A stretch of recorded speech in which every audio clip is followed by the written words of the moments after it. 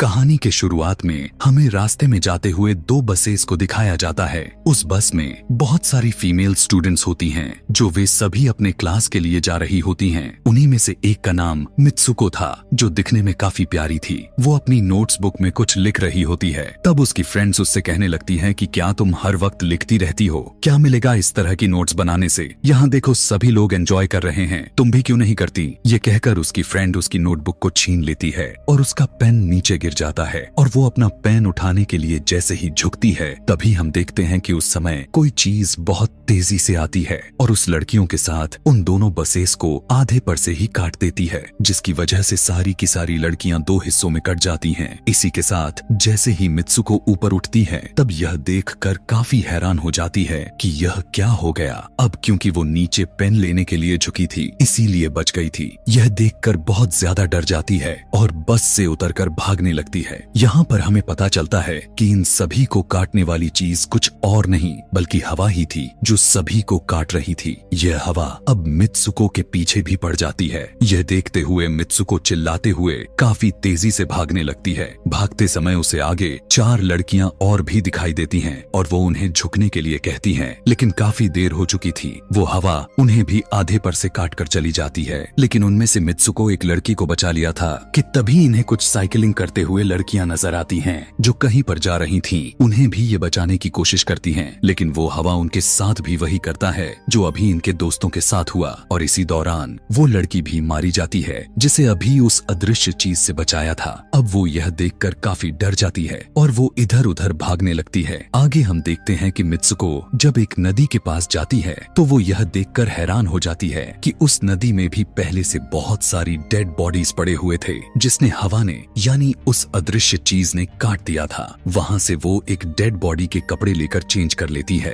अगले सीन में हम देखते हैं कि मित्सुको चलते चलते एक स्कूल में पहुंच चुकी है, जहाँ पर और भी बहुत सारी फीमेल स्टूडेंट्स थीं। उनका यूनिफॉर्म मित्सुको के यूनिफॉर्म से काफी डिफरेंट था, यानी यह भी था कि वो तो उनके स्कूल के स्टूडेंट तो नहीं थी कि तभी एक लड़की मित्सुको के पास आती है और उससे कहने लगती है कि तुम कैसी हो। दरअसल देखा जाए तो वो लड़की उसकी बेस्ट फ्रेंड थी, लेकिन मित्सुको उससे पूछती है कि क्या तुम सच में मेरी बेस्ट फ्रेंड हो, क्योंकि उसे कुछ भी समझ में नहीं आ रहा था कि उसके साथ हो क्या रहा है। वो काफी सदमे में थी। यहाँ पर हम यह भी जान पाते हैं कि मित्सुको और उसकी बेस्ट फ्रेंड काफी ज्यादा एक दूसरे को प्यार करती हैं कि तभी वहीं पर तेज हवा चलती है और मित्सुको डर कर बिल्डिंग के अंदर चली जाती है। उसकी बेस्ट फ्रेंड को कुछ भी समझ में नहीं आ रहा था कि ये हो क्या रहा है। वो मित्सुको से पूछने लगती है कि तुम इतना ज्यादा कांप क्यों रही हो और इतना ज्यादा डरी क्यों हो, तुम्हें हो क्या गया है। तब मित्सुको अपने बेस्ट फ्रेंड को सब कुछ बता देती है कि किस तरह से एक हवा का झोंका आया और उसके स्कूल के सभी स्टूडेंट्स को काट कर चली गई। यह सुनकर उसकी दोस्त उसे विंडो के पास ले जाकर उसकी हाथ बाहर निकाल कर कहने लगती है कि ये देखो, ये बस हवा है और कुछ नहीं। यहाँ पर मित्सुको के दिल को कुछ शांति मिलती है और इसे लगने लगता है कि शायद ये मेरा ख्वाब ही हो सकता है। जिसके बाद मित्सुको का बेस्ट फ्रेंड अपने दो और दोस्तों को लेती है और क्लास को बंद करने का प्लान बनाती है। जैसे ही ये चारों क्लास के बाहर जाने के लिए निकलने ही वाली होती हैं कि तभी वहाँ पर उनकी टीचर आ जाती हैं और उन्हें देख लेती हैं, लेकिन वो चारों वहाँ से भाग जाती हैं। वे चारों भागते भागते एक लेक पर आ जाती हैं। वहाँ पर मित्सुको की बेस्ट फ्रेंड अपने दोनों दोस्तों को भी उसके ख्वाब के बारे में बताती है। तभी उनमें से एक लड़की कहती है कि हो सकता है कि यह सच हो, जैसे मिरर वर्ल्ड होती है जहां पर इस दुनिया से ऑपोजिट यानी उल्टा होता है। यह कहकर वो तालाब में एक पत्थर फेंक कर कहने लगती है कि देखो, यहाँ पर मैंने तो पत्थर फेंका है, लेकिन हो सकता है कि दूसरी दुनिया में मैंने ऐसा ना किया हो। कि तभी अचानक से उस तालाब में से एक क्रोकोडाइल निकल कर आता है, उसमें से एक लड़की को खा जाता है। फिर वो लड़की कहने लगती है कि देखो, मैंने कहा था ना, जो इस दुनिया में होता है वो उस दुनिया में बिल्कुल भी नहीं होता,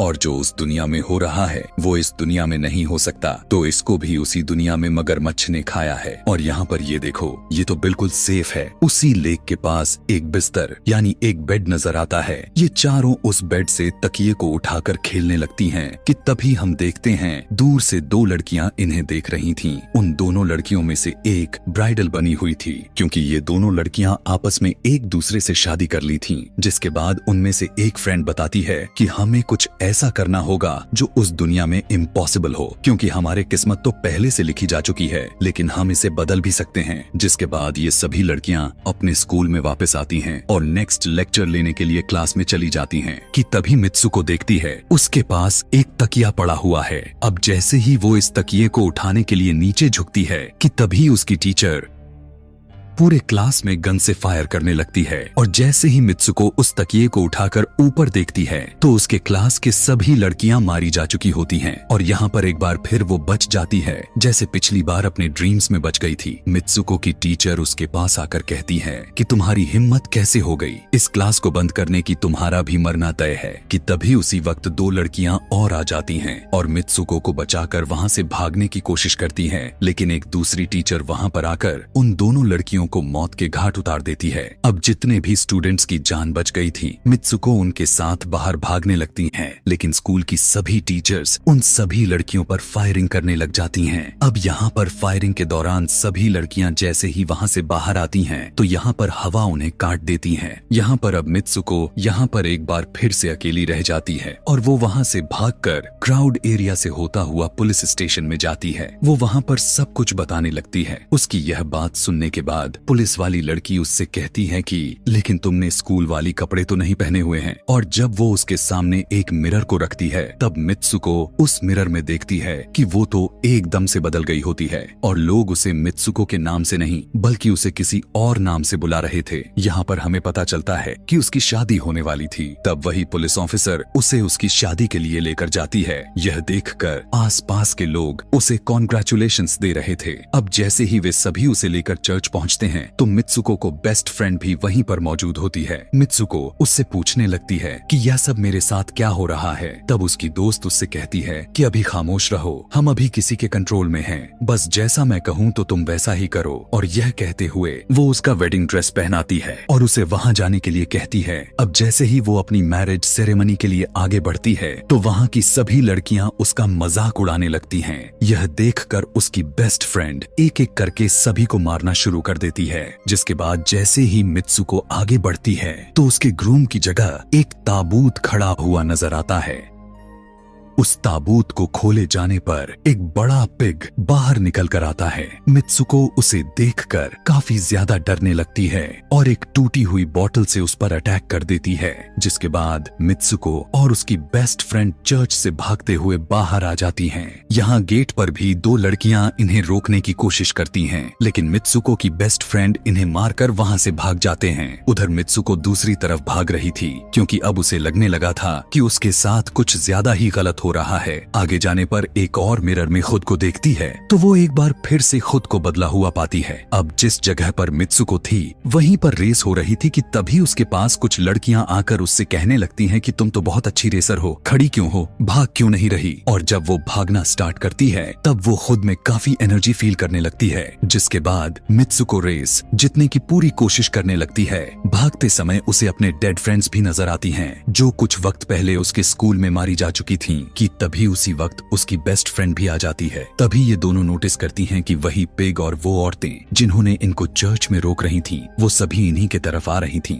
भागते समय कुछ लड़कियां मित्सुको से कहने लगती हैं कि इस दुनिया से बाहर चली जाओ। इसके बाद हम आगे देखते हैं कि मित्सुको भागते भागते एक सुनसान अंधेरी जगह पर आ जाती है। वहीं पर कुछ स्टूडेंट्स नजर आती हैं जिन्होंने यूनिफॉर्म पहना हुआ था। वो सभी लड़कियां मित्सुको से कहने लगती हैं कि हम सभी मरे हुए हैं और तुम्हें भी मार देंगे। लेकिन तभी मित्सुको की बेस्ट फ्रेंड वहाँ पर आकर उस लड़की को मारकर वहाँ से मित्सुको को भगा ले जाती है। मित्सुको की बेस्ट फ्रेंड उसे अपना नाम जोर जोर से पुकारने के लिए कहती है, जिस पर मित्सुको अपना नाम जोर जोर से लेने लगती है। इसी के साथ मित्सुको अपना असली रूप में वापस आ जाती है। उसकी बेस्ट फ्रेंड उसे अपना हाथ दिखाते हुए कहती है कि प्लीज मेरे हाथ में जो वायर लगी हुई है उसे बाहर खींच दो ताकि मैं इस दुनिया से बाहर जा सकूं। लेकिन मित्सुको को डर भी था कि कहीं यह वायर खींचने से उसकी जान न चली जाए। और क्योंकि मित्सुको अपने बेस्ट फ्रेंड को काफी ज्यादा प्यार करती थी इसलिए वो ऐसा नहीं करना चाहती थी, लेकिन ज्यादा उसे फोर्स करने पर वो उसकी वायर्स खींच देती है। वायर खींचते ही उसकी बेस्ट फ्रेंड की बॉडी दो हिस्सों में बट जाती है और तभी उसी वक्त उसे एक गेट नजर आती है। उस दरवाजे से बाहर आने पर वो देखती है कि अब वो आदमियों की दुनिया में आ चुकी है।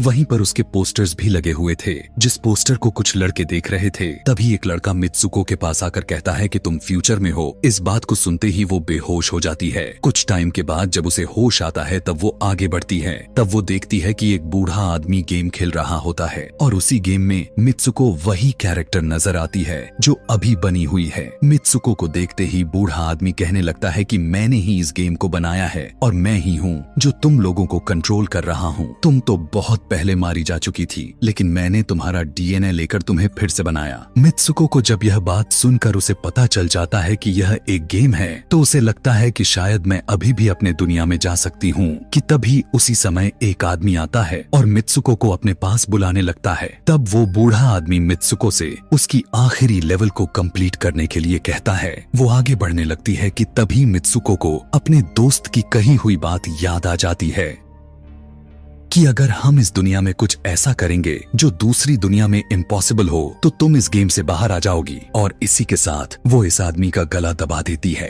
और कहने लगती है बस करो हमारे साथ खेलना। यह कहकर मित्सुको उस बूढ़े आदमी की छड़ी को उठाकर अपने पेट में घुसा देती है, जिस वजह से उसकी मौत हो जाती है। और यहाँ पर हम देखते हैं कि बूढ़ा आदमी यह सोच भी नहीं सकता था कि मित्सुको ऐसा कुछ कर सकती थी और इसी के साथ उसकी डेस्टिनी पूरी तरह से चेंज हो जाती है। वो इस दुनिया में यानी गेम में तो मर चुकी थी, लेकिन असली दुनिया में वो अभी भी जिंदा थी। आगे हमें ये भी दिखाया जाता है कि मित्सुको के बाकी के कैरेक्टर्स भी किसी न किसी वजह से अपने आप को मार लेते हैं और अब वे सभी गेम का पार्ट नहीं थे। अगले सीन में हमें मित्सुको को बर्फीले जगह पर लेटा हुआ दिखाया जाता है और अब वो अपने रियल वर्ल्ड में आ चुकी थी। और इसी के साथ यह दिमाग घुमा देने वाली कहानी यहीं पर खत्म हो जाती है। आगे और भी ऐसे ही एक्सप्लेनेशन मूवीज देखने के लिए कमेंट में नेक्स्ट लिखना ना भूलें। Thanks for watching.